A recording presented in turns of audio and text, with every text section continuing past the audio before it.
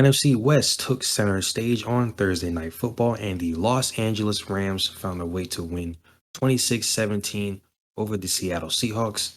Big story from this game is Russell Wilson injuring his finger, and it looked like he will be out for about a month or so, which means Geno Smith will be the guy for Seattle going forward.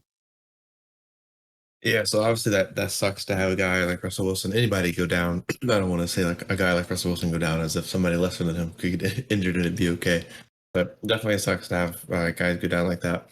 And maybe affected the game, but I mean we both had the Rams in this one. I think the Rams probably would have taken this. But let's really get down into the stats real quick, like we usually do, and to kind of look at how well the Seahawks did, even without Russ, which we'll get to in a minute. But first, the Rams. Matthew Stafford, pretty efficient. 25 for 37, 365 yards.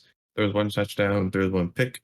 Daryl Henderson Jr. and Sonny Michelle both get 82. Daryl Henderson Jr. gets 82 rushing yards. Sonny Michelle gets 37 rushing yards, and they each get a rushing touchdown. Robert Woods got 150 receiving yards. Cooper Kupp got 92. And Deshaun Jackson got 68 on just one catch, doing things that only Deshaun Jackson does. None of them got a touchdown, but those are some amazing games for them. Tyler Higbee got the one receiving touchdown on 14 yards from 2 receptions. Nick Scott and Troy Reader pick off Russell Wilson and Geno Smith, and that's about it for the Rams. Very good game for them.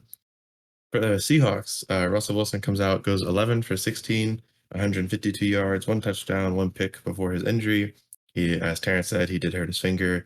It looks like he will be missing about a month. So Geno Smith comes in and plays a very similar game to Russ. He goes 10 for 17 for 131 yards. Throws one touchdown, also throws one pick, and he rushed for 23 yards. DK Metcalf grabbed both the Russell Wilson touchdown and the Geno Smith touchdown, and he racked up 98 receiving yards. Tyler Lockett added in 57 receiving yards, and he fell on the play that led to the Geno pick, which was probably a pass intended for him. And that's well, we can break that play down as we get further into this discussion.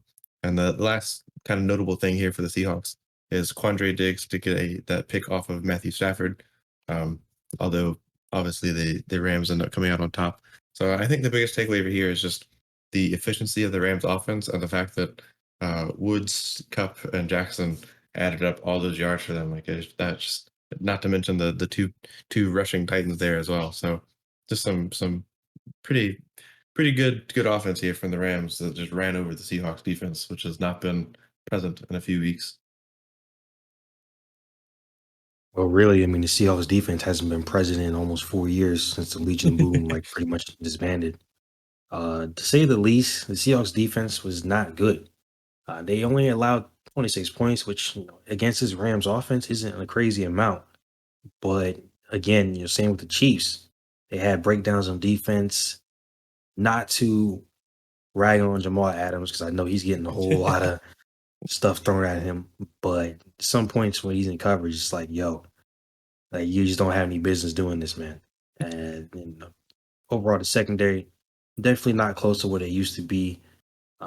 Big thing again, Russell Wilson getting injured. Thankfully, it wasn't horrible, but it looked like a pretty bad finger injury. And the fact that he wasn't really able to come back in, he came back for a little bit, but the fact that he wasn't able to go for the rest of the game, that shows me that it was probably pretty bad. So again, he'll be out for about a month.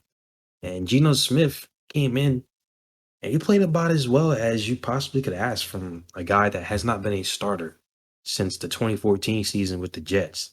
I mean, it's been a long time since he has been a starter. He's played a few games here and there every season essentially, except for 2019. But he has not been as the guy since 2014 for the Jets. So for him to be able to come in and play pretty well, hats off to him. Do I think it had a little bit to do with the fact that they weren't prepared for Geno to come in? Probably. Obviously, Russell Wilson, Geno Smith are not comparable players at all. But Geno does have a little bit the same ability to get out of the pocket. And I don't want to say his throws were safe, but I mean, he was pretty, accurate. And he was just like, all right, I'm going to drop back and get it to whoever the heck is open and not do anything crazy. So that's really all you can ask for a guy that's coming in off the bench in relief of Russell. Now, with that interception at the end, I assume people that were tweeting what I'm about to say didn't see the replay afterwards. But people were saying, like, oh, this is why Gino's not a starter. This is why Gino hasn't been playing in years, or blah, blah, blah. Gino doing Gino things. If you watch the replay that happened, that they showed right after the play happened, clearly Tyler Lockett, either he tripped himself up or he got tripped by the defender or whatever happened. He went down. Obviously, Gino thought that he was going to be there. And that's why the interception happened. Initially, I understand why you would think that it was Gino's fault because when you're just watching on TV and you first see the play, it's like Gino just threw into oblivion and a sea of Rams defenders. But clearly, Tyler Lockett fell on that one or tripped. However, and he was wanting a flag, didn't get it. That ended the game for him. But you did mention earlier we did both pick the Rams, even with Russell Wilson playing. I think that the Rams were just a better team that night. Um, Gino did play as well as you possibly could have asked. Obviously, Russell would have been better, but regardless, I think the Rams were just a better team. They came out and they got it done despite not looking, you know, amazing. They didn't look great against the Cardinals, obviously, because they got beat up and they lost. And I didn't feel like this game made them look that good. Matthew Stafford ended up with almost 400 yards, but a lot of that came later in the game. He didn't look that great early on. He also hurt his finger as well. He was able to come back in. But I think the Rams are starting to regroup again after getting thrashed by the Cardinals. And, you win a game that could have easily gone the other way. I think they'll be back to what they were against the Buccaneers just a few weeks ago. So I think as far as the Seahawks go with Geno Smith, I'm not really sure how they'll play out. I mean, if Chris Carson's able to come back and go, and that'll help the running game a lot, obviously. But I really don't know what Geno will be looking like going forward. Like, and maybe it could have been that he looked great just because it was his first time coming in. Defense wasn't prepared for him. But you got the Steelers this week. The Steelers are a weird team to say the least. Yes. So I don't really know how the Seahawks are going to look going forward. They got a month without Russ. So this could really make or break their season because if you have 2, 3 more losses, you might be looking at barely making the playoffs and missing it. So they got to do the best they can with Geno at the helm. Yeah, so just to kind of continue right off the trailer which you started there. Looking at the this next potential month without Russ here, we'll say potentially 4 games, maybe 5. So I'll start with 4. So of course they're about to play the Steelers. That's a weird team. They could end up fumbling that, or maybe Gino can come out and handle it. I think that game depends more on Big Ben than it does on Gino, which not going to get all that right now. After that, they face the Saints, which have a pretty good defense, and we could have to really that'd be a big test for Gino, I think, and of course, we have the current Jameis Winston theory that every other week is a super game for him, and so that would place that super game being against the Seahawks there. So we'll see how that goes.